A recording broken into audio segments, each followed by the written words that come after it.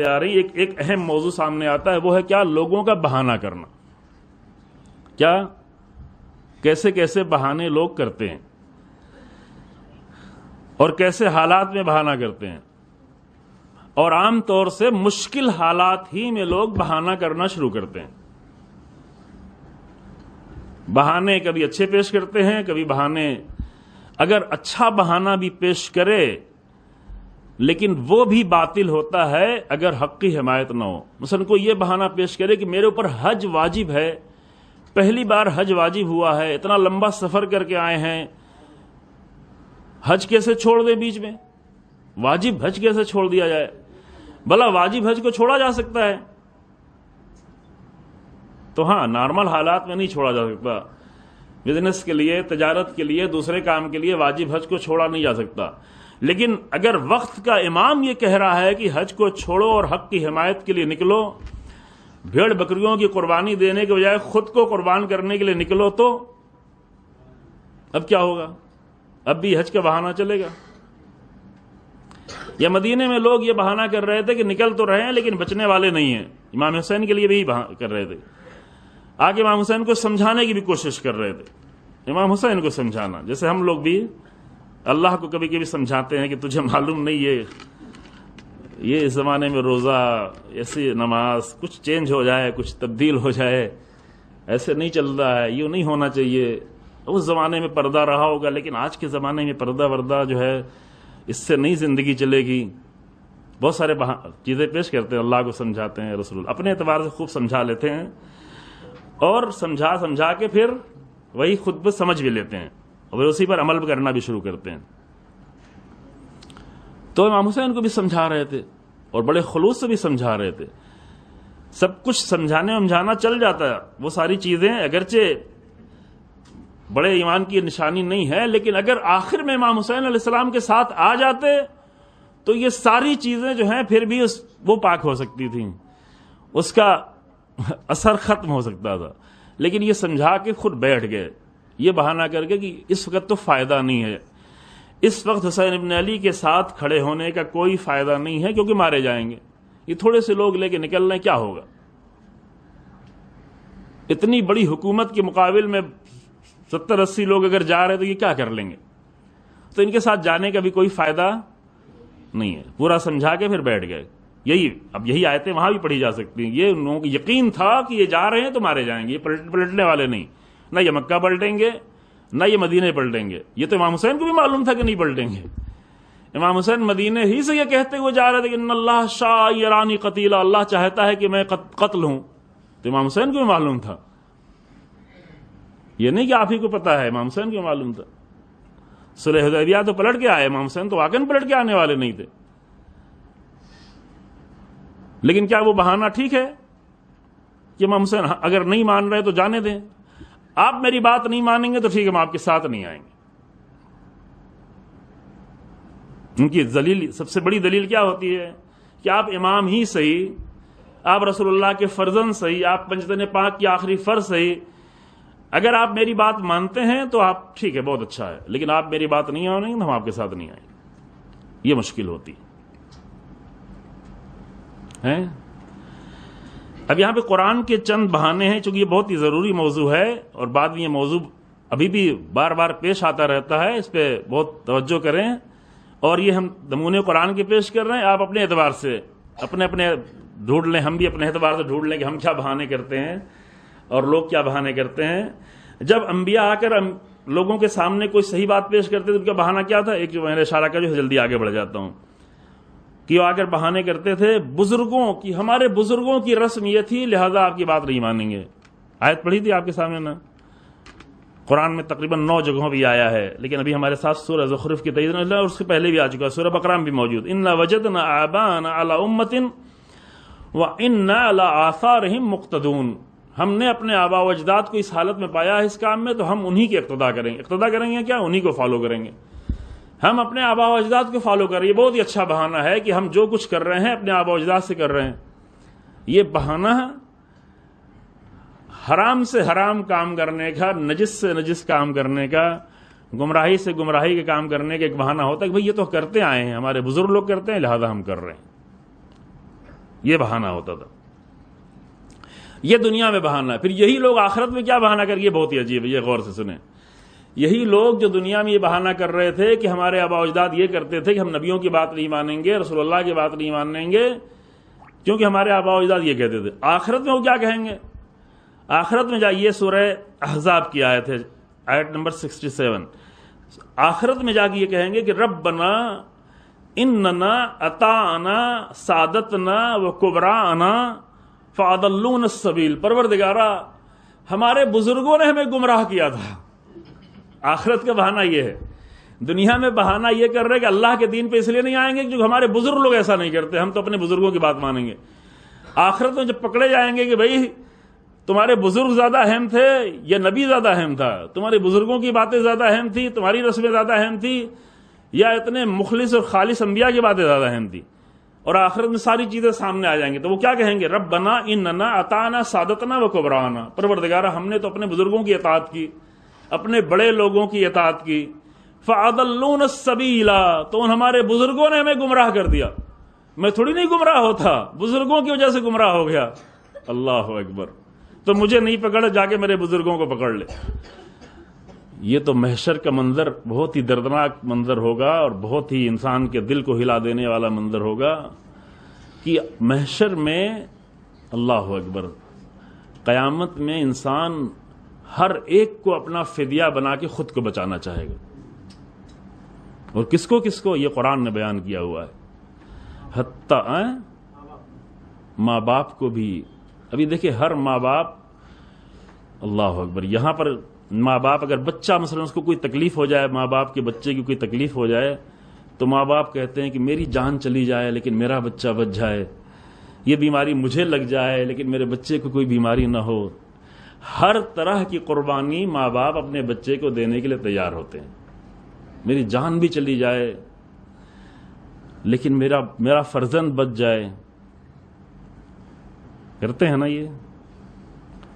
لیکن قرآن کی آیت یہ کہتی ہے کہ قیامت میں انسان یہ کہے گا کہ میں نے یہ جو غلطی کی اپنے بیٹے کو جیسے غلطی کی، تو مجھے نہیں پکڑے، میرے بیٹے کو پکڑ۔ اور کون سی، کس جرم، کس سزا کے لیے؟ یعنی مجھے جہنم میں نہیں لے جا، میں نے اس کی وجہ سے غلطی کی تھی، اسے جہنم میں۔ سوچ کے انسان لرز جاتا ہے کہ انسان یہ اپنے آپ کو بچانے کے اپنے بیٹے کو جہنم میں ڈالنے کو تیار ہے، کیونکہ جہنم کی سختی وہ سامنے دیکھ رہا ہوگا۔ اللہ اکبر۔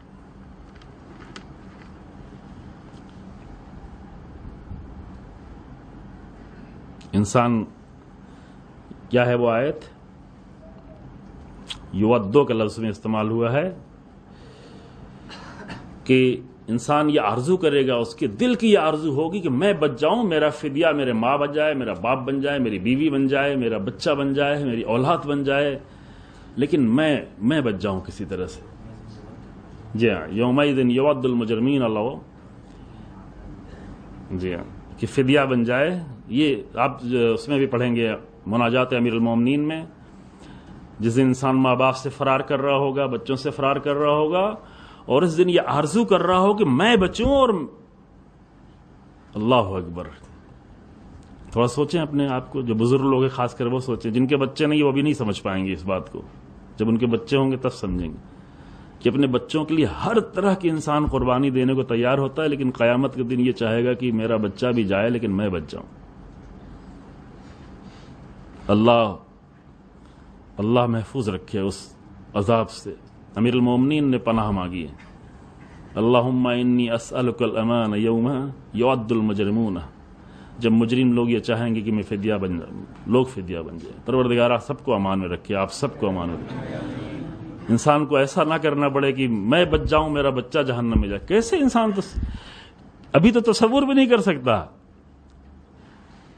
ہے کہ میری اپنی اولاد جہنم میں جائے، لیکن کبھی کبھی نادانی میں ماں باپ ایسے کام کر رہے ہوتے ہیں، اپنے بچوں سے ایسے کام کرا رہے ہوتے ہیں کہ اس کے لیے جہنم آمادہ کر رہے ہوتے ہیں، فراہم کر رہے ہوتے ہیں۔ اللہ کی رحمت کے سائے میں ہر ایک محفوظ رہے انشاءاللہ تعالی، لیکن سخت منزل عزیزو، واقعا سخت منزل ہے۔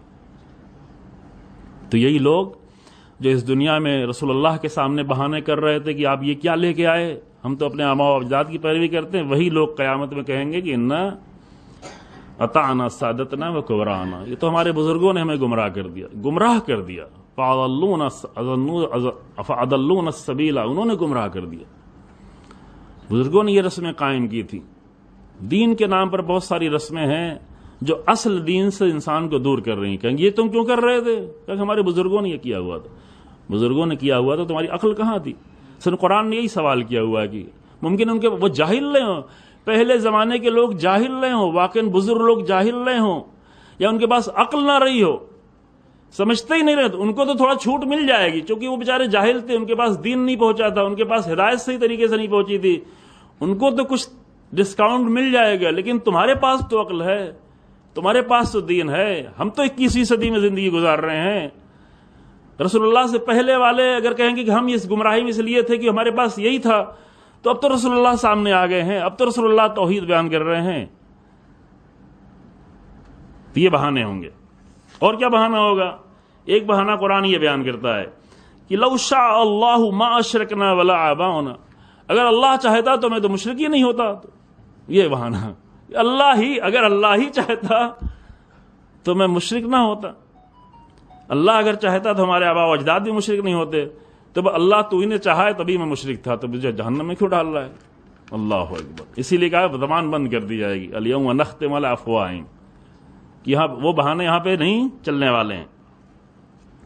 ایک بہانہ جو بہت زیادہ کرتے تھے، جو جنگ خندق میں خاص طریقے سے نظر آیا، کہ وہ یہ کہتے تھے کہ اگر رسول اللہ ہم آپ کے ساتھ جائیں گے تو پھر ہمارے گھر خطرے میں ہے۔ وہ آگے کہتے تھے کہ وَيَسْتَأْذِنُ فَرِيقٌ مِّنْهُمُ النَّبِيَّ، ان میں سے ایک گروہ آ کر رسول اللہ سے کہتا تھا، اذن مانگتا تھا، اجازت مانگتا تھا، یا رسول اللہ ہم آپ کے ساتھ نہیں آتے ہیں۔ کیوں؟ یقولون ان بیوتنا عورہ، ہمارے گھر خالی ہیں، ہمارے گھر خطرے میں ہیں۔ اور پھر قرآن کہتے ہیں وما ہی بعورہ ان یریدون الا فرارا، یہ مسئلہ گھر کے خطرے میں ہونے کا نہیں ہے، بلکہ یہ تو فرار چاہتے ہیں، ان کی فکر اصل میں ان کو فرار ہے، ہر چیز سے فرار چاہتے ہیں۔ جب بھی کسی کام کے لیے بلایا جاتا ہے، وہ تو جنگ سے فرار کر رہے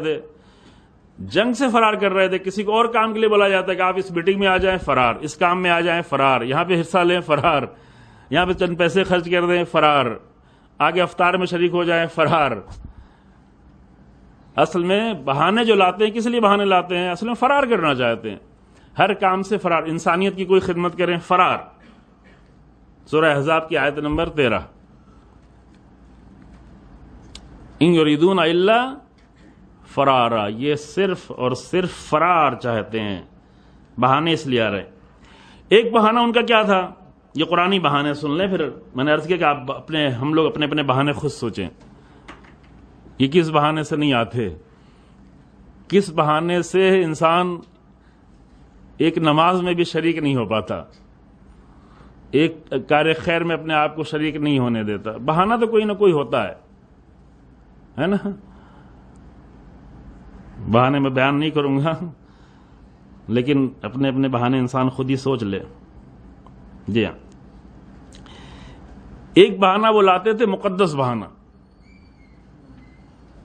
میں نے عنوان دیا اس کا مقدس بہانہ، یعنی یہ کہ وہ کہتے تھے اگر ہم آپ کے ساتھ جائیں گے تو ہم ممکن ہے کہ گمراہی کا شکار ہو جائیں، ہم سے گناہ ہو جائے، یا رسول اللہ ہم آپ کے ساتھ آئیں گے تو گناہ ہو جائے گا۔ اللہ اکبر، رسول اللہ کے ساتھ آئیں گے تو یہ اس کے بعد کا ماجرا ہے، صلح حدیبیہ کے بعد کا، جنگ تبوک کا ماجرا ہے۔ چونکہ جنگ تبوک میں رسول اللہ جنگ کرنے کہاں جا رہے تھے؟ جنگ تبوک میں رسول اللہ جا رہے تھے روم سے جنگ کرنے کے لیے، بتایا تھا نا پہلے؟ جی ہاں، روم سے جنگ کرنے جا رہے تھے، تو وہاں پہ کچھ لوگ، یہ اس میں بھی اس کا ماجرا سورہ توبہ میں بیان ہوا تفصیل سے، وہاں بھی یہی عنوان ہے کہ پیچھے رہ جانے والے بہت بڑی تعداد میں لوگ نہیں ہے۔ ان کے کئی سارے بہانے تھے، ان کا ایک بہانہ یہ تھا رسول اللہ کے ساتھ نہ آنے کا کہ یا رسول اللہ ہم جا رہے ہیں وہاں پہ جنگ کرنے کے لیے، اور وہ یورپین لوگ ہیں مثلاً، تو ان کو دیکھ کر، ان کی عورتوں کو دیکھ کر کہیں میں مشکل میں نہ پڑ جاؤں۔ جی ہاں، بچے نہیں سمجھیں گے، زیادہ نہ سمجھیں آپ لوگ بھی، لیکن یہ قرآن کی آیت ہے، وَمِنْهُمْ مَنْ يَقُولُ اِذَنْ لِي وَلَا تَفْتِنِّي، ہم ایسے فتنے میں نہ پڑیں کہ البتہ یہ جنگ جو ہے جا کے روم میں جنگ نہیں ہو رہی تھی، میں نے عرض کیا کہ یہ جو ہے سیریا اور جارڈن کے آس پاس یہ سب مسائل تھے، جنگ موتا اور جنگ تبوک، لیکن بہرحال روم کا وہاں تک اختیار تھا. تو یہ بہانے کرتے تھے کہ کہیں ہم فتنے میں نہ پڑ جائیں، کہیں گناہ میں نہ پڑ جائیں، ان کی خوبصورت عورتوں کو دیکھ کے کہیں ہم گناہ میں نہ پڑ جائیں، لہٰذا رسول اللہ ہم آپ کے ساتھ نہیں آئیں گے، یہ بہانہ.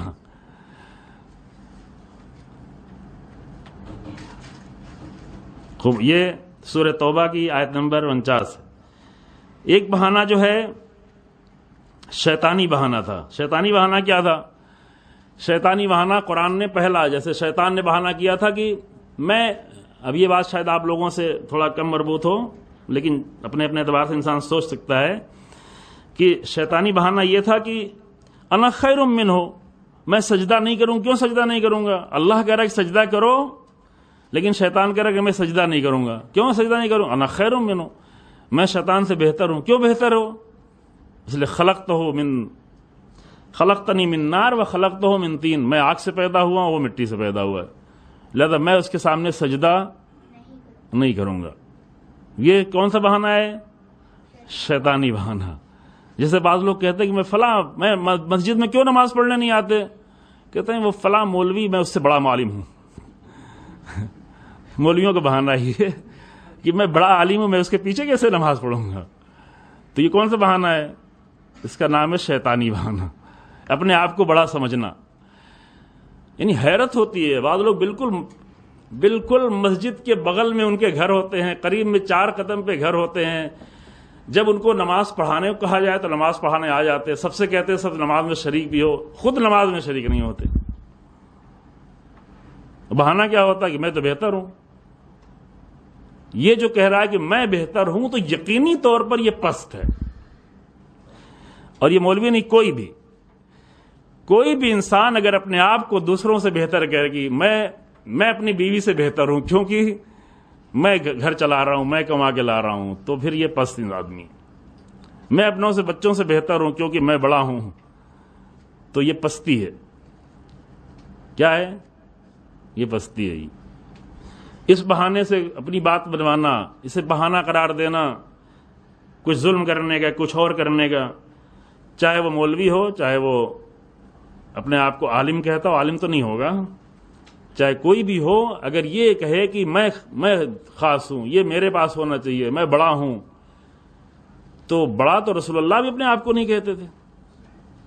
اور اسی لیے سب رسول اللہ کو بڑا کہتے ہیں. اللہ بڑا کہتا ہے، پوری کائنات بڑی کہتی ہے، دوست بڑا کہتا ہے، دشمن بڑا کہتا ہے، کیونکہ رسول اللہ خود اپنے آپ کو کبھی بڑا نہیں کہتے تھے. اب بعض روایتیں ایسی ہیں کہ انسان حیرت میں پڑ جاتا ہے کہ جناب موسیٰ سے کہا گیا کسی کو لاؤ جو تم سے پست ہو، تو جناب موسیٰ ڈھونڈتے رہے. اس جناب موسیٰ اولو العزم نبی، اللہ سے ملاقات، کلیم اللہ ان کا لقب ہے، اللہ سے کلام کرتے تھے، اللہ کی بارگاہ میں جاتے تھے. اور جناب موسیٰ کو یہ کام دیا گیا، ہوم ورک دیا گیا کہ اب کی بار جب آنا تو اپنے ساتھ کس کو لے کے آنا؟ کسی ایسے کو لے کے آنا کہ جو تم سے چھوٹا ہو.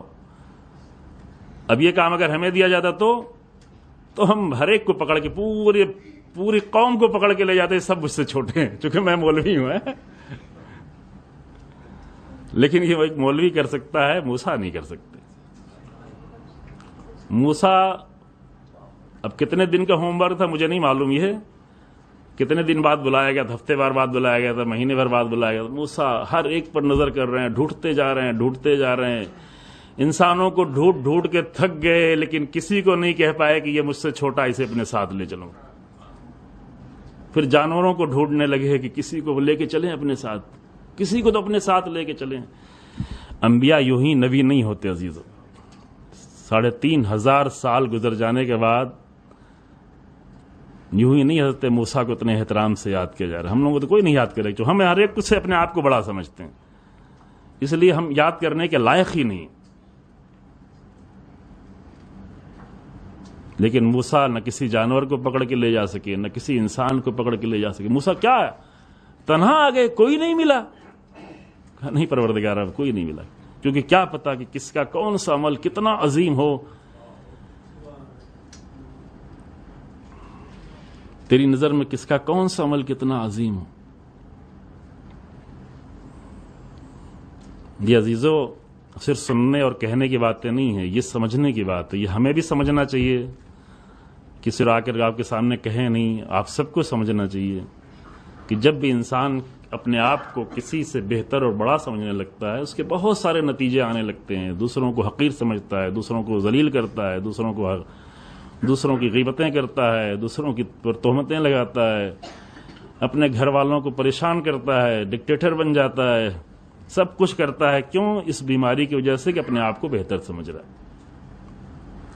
اور یہ کون سا بہانہ ہے؟ اس کی بنیاد پر بہت ساری چیز کو اپنے لیے جائز سمجھنے لگتا ہے. جیسے شیطان نے اللہ کے حکم کے نہ ماننے کو بھی اپنے لیے جائز سمجھا کہ نہیں، اللہ بھی حکم دے رہا ہے تو بھی ہم یہ کام نہیں کریں گے، کیونکہ بہانہ کیا ہے؟ بہانہ یہ میں بڑا ہوں. تو یہ شیطانی بہانہ نکالیں، مولوی بھی نکالے، عام لوگ بھی نکالیں. کسی کے پیچھے نماز پڑھنا ہو، آپ دیکھیں کتنے بزرگ لوگ آتے ہیں، ہمارے بزرگان ہیں، بڑے بڑے علماء ہیں، ان کو جو واقعی عالم، ان کو کوئی پریشانی نہیں ہوتی. ٹھیک ہے، یہ سب بہانے ہیں عزیزوں. ایک آخری بہانہ، یہ آخری بہانہ سن لیں، پھر باقی اپنے بہانے اپنے اعتبار سے ڈھونڈیں.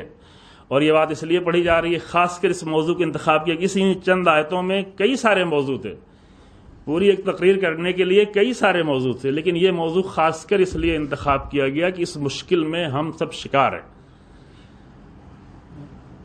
اس مشکل سے اپنے آپ کو نجات دیں. بہانے والی مشکل بنی اسرائیل کو قرآن نے سب سے زیادہ، یہ موضوع میں چھیڑ نہیں رہا ہوں لیکن صرف آپ کو موضوع دے رہا ہوں، بنی اسرائیل کو اللہ نے خاص کر قرآن میں سب سے زیادہ ذکر کیا ہے. ایک خاصیت بنی اسرائیل کی یہ تھی کہ بہانے بہت زیادہ کرتے تھے، ہر بات کے لیے بہانے کرتے. جناب موسیٰ نے کہا کہ جناب موسیٰ کے زمانے کی بات نہیں، انبیاء بنی اسرائیل قتل کرو، کہ کون سی گائے قتل کریں، اس کا رنگ کیا ہونا چاہیے، اس کا وزن کیا ہونا چاہیے، وہ کیسی ہو، کیا کام کرتی ہو، فلاں ہو، یہ ہو. قرآن کہتا ہے یہ لوگ اصل میں بات ہی نہیں ماننا چاہتے تھے. یہ بات ہی سورہ بقرہ میں پڑھ کے آپ لوگ آئے ہوں گے نا، گائے کا واقعہ. گائے کی وجہ سے اس کو کیا کہتے ہیں؟ سورہ بقرہ کو سورہ بقرہ کیوں کہتے ہیں؟ آیتیں تو بہت زیادہ ہیں لیکن اس میں 2-3 آیتیں ہیں گائے کے بارے میں، اور گائے میں یہی واقعہ بیان کیا کہ نبی کچھ کہہ رہا ہے لیکن وہ بہانے پہ بہانے لا رہے ہیں تاکہ ان کو ایک گائے قتل نہ کرنی پڑے، ایک گائے کو ذبح نہ کرنا پڑے. بہانے والی قوم، اور بہانے والے اپنے آپ کو بہت ہوشیار بھی سمجھتے ہیں. مشکل ہی ہے، اپنے آپ کو بہت ہی زیادہ انٹیلیجنٹ سمجھتے ہیں. کتنا اچھا بہانہ لے کے آئے کہ سامنے والے کو سمجھ ہی میں نہ آئے. وہی سمجھتے تھے رسول اللہ کو بھی سمجھ میں نہیں آئے گا، کہ رسول اللہ کے سامنے آگے بہانہ کریں گے تو سمجھ میں رسول اللہ کو نہیں آئے گا، معاذ اللہ. رسول اللہ کو تو سب کچھ سمجھ میں آتا ہی تھا، اللہ کی طرف سے آیت بھی نازل ہو جاتی تھی، ما ہی بعورۃ ان ہی الا فرارا، ان یریدون الا فرارا. یہ تو فرار چاہتے، یہ بہانے کر رہے ہیں. لیکن آخری بہانہ ذکر کرتے ہیں کہ ان کا بہانہ یہ تھا کہ حتیٰ یہ سب تو بہانے کرتے کرتے یہاں تک پہنچ گئے کہ وہ اپنی بیٹیوں کو قتل کرتے تھے. بہانہ کیا تھا؟ بہانہ یہ تھا کہ اگر یہ میری بیٹیاں زندہ رہیں گی اور کوئی آ کر قبیلہ ہمارے اوپر حملہ کرے گا تو ان کو پکڑ کے لے کے چلا جائے گا، ان کو پکڑ کے لے. یہ بہانہ کرتے تھے. لیکن اصل مسئلہ یہ تھا کہ ان کی شادی کریں گے، اور جب شادی کریں گے تو ممکن ہے دولت جو کسی اور خاندان میں، ہماری خاندان کی دولت کسی اور کے پاس چلی جائے. تو اس زمانے میں تو لوگ قتل کر دیتے تھے. ابھی کیا کرتے ہیں؟ ابھی قتل تو نہیں کرتے لیکن بیٹیوں کو ان کا حق نہیں دیتے. اب نیا طریقہ بنا لیا ہے. اور اب تصور کریں کہ اپنے ہی فرزند کو قتل کرنا، اپنی ہی بیٹی کو قتل کرنا. پھر قرآن کی آیت نازل ہوتی ہے وَإِذِ الْمَعُودَةُ سُئِلَتْ بِأَيِّ ذَنبٍ قُتِلَتْ. ماشاء اللہ. جب ان دفن کی ہوئی بچیوں سے سوال کیا جائے گا کہ تجھے کس جرم میں قتل کیا گیا. ابھی بہانہ کیا ہے؟ 30,000 لوگوں کے قتل کا بہانہ ہے کہ ہم حماس کو مار رہے ہیں. اور کتنے حماس کو مار پائے؟ یہ تو ابھی تک پتہ نہیں ہے کہ کتنے لوگوں کو مار پائے. جھوٹی جھوٹی خبریں لے کے آتے ہیں, جھوٹے ڈاکٹروں کو پکڑ کر, ہاسپٹل کے ڈاکٹروں کو پکڑ کر. آپ سوچیں یہ کسی صدی میں یہ سب کچھ ہو رہا ہے. ان کے لباس بالکل اتار دیتے ہیں, کیمرے کے سامنے گھنٹوں گھنٹوں انہیں دھوپ میں رکھتے ہیں ڈاکٹرز کو. ابھی جو آخری رفاق ہاسپٹل تھا, چونکہ نارتھ غزہ اور جو ہے غزہ سٹی اور خان یونس, یہ سب کے ہاسپٹل تو پہلے ہی سب توڑ پھوڑ چکے تھے, ختم کر چکے تھے. جو ایک آخری ہاسپٹل بچا ہوا تھا, ابھی 3 دن پہلے وہاں پہ حملہ کیا, 4 دن پہلے وہاں کے نرس کو مارا, گولی ماری, سب کچھ کیا. ڈاکٹروں کو پکڑ کر 20-22 جو ڈاکٹر تھے سب کو بالکل ان کے لباس اتار کر دھوپ میں کھڑے کر کے ان کو مار رہے ہیں, ان کو اذیت پہنچا رہے ہیں. بہانہ کیا ہے؟ بہانہ یہ ہم جو ہے حماس کو مار رہے ہیں. تو حماس کو مارنا یہ تو کچھ نہیں ثابت ہوا ہے, لیکن 12,000 بچوں کو مار ڈالا.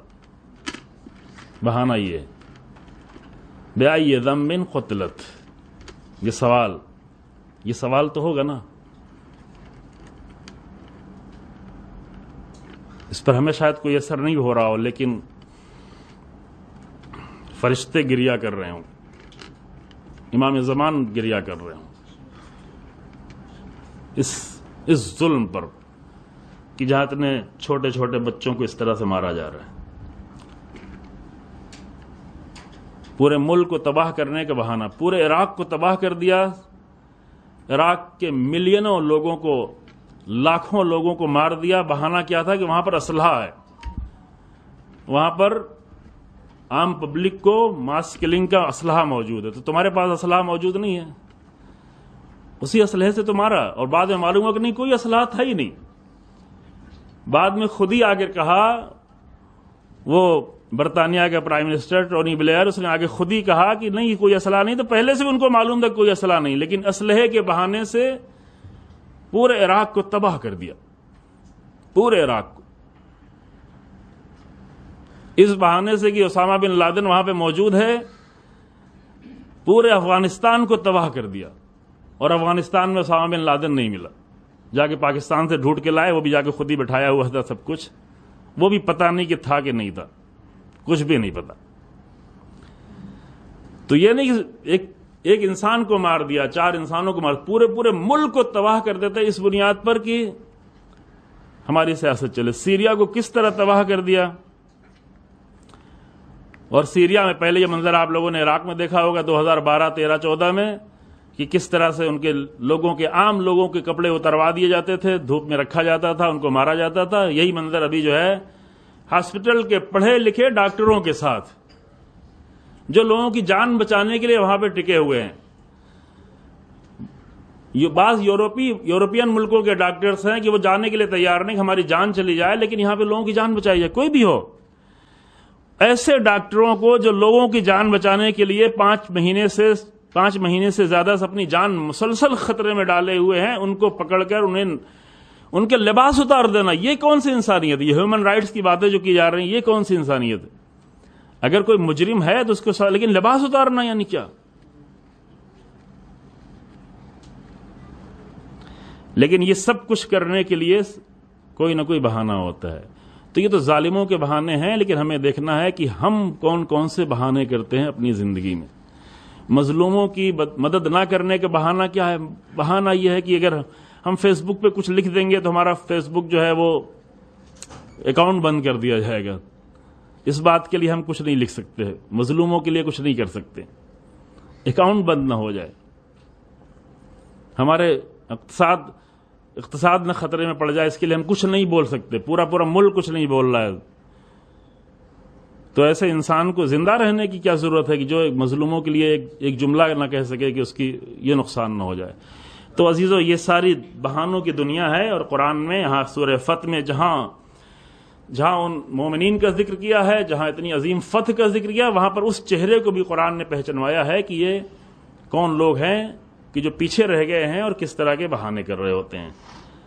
اب اس کے بعد بات کی کچھ آیتیں ہیں انشاءاللہ آپ کی خدمت میں کل پیش کی جائیں گی. اس کا ایک دوسرا پہلو ہے اور عظیم الشان ہے, جس میں جنگ بعد والی جنگ کا بھی اشارہ موجود ہے. اللہ کی بارگاہ میں دعا ہے کہ ہمیں وہ قیامت کے دن کوفے والوں کی طرح سے، مکے والوں کی طرح سے، مدینے والوں کی طرح سے، بنی اسرائیل کے طریقے سے، ظالموں کے طریقے سے بہانہ کرنے والا قیامت میں قرار نہ دے، اور جہاں بھی جس طرح سے بھی ہم جیسے معمولی لوگوں سے جو بھی بہتر کام لے سکتا ہے میرا پروردگار، ہمیں ہمارے حال پہ نہیں چھوڑے اور ہم سے وہ کام لے انشاءاللہ۔ جزاکم اللہ، وآخر دعوانا الحمدللہ رب العالمین، وصلی اللہ علی محمد